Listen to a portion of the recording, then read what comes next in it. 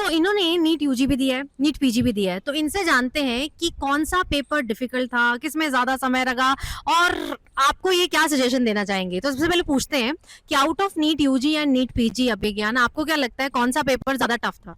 Definitely NEET PG. NEET UG लोग बोलते हैं कि डिफिकल्ट होता है, but NEET PG is a अलग experience, whole other experience.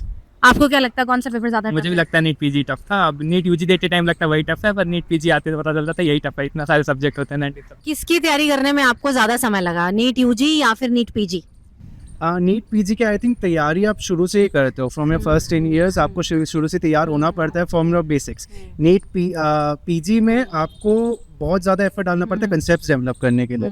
NEET UG में तो फिर भी 11th-12th में आप पढ़ लोगे, उससे काम चल जाएगा, आपको शुरू की फिजिक्स पढ़ने की जरूरत नहीं है। बट नीट पीजी में you need to know everything from the basics, from the ground up. तो नीट पीजी डेफिनेटली। वैसे कॉन्सेप्ट तो नीट यूजी वालों के भी स्ट्रांग होने चाहिए।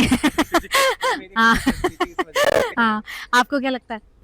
मुझे भी यही लगता है, वही फिजिक्स सबसे टफ होती है। एट में फिजिक्स ही पढ़ा था, आजकल क्वेश्चन भी कैसे भी आ रहे हैं यूजी में भी। पीजी लेकिन टफ तो पीजी है ओवरऑल।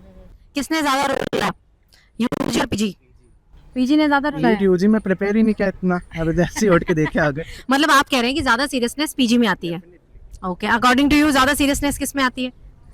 सीरियसनेस तो पीजी में ही आती है, लेकिन यूजी भी उतना मेच्योर नहीं होता, तो यूजी भी टफ ही होता है अगर एक लेवल पे देखो मेच्योर होने के बाद। एज के हिसाब से अगर देखें रिलेटिवली तो दोनों एग्जाम टफ हैं, बट ये अगर आप शुरू से, चाहे नीट यूजी हो चाहे पीजी हो, आपको तैयारी शुरू से करनी है। अगर आप यूजी में हैं तो 11 से करेंगे, अगर आप पीजी में हैं तो एमबीबीएस फर्स्ट ईयर से ही आपको प्रिपरेशन शुरू करनी पड़ेगी if you want to get rank like these rankers.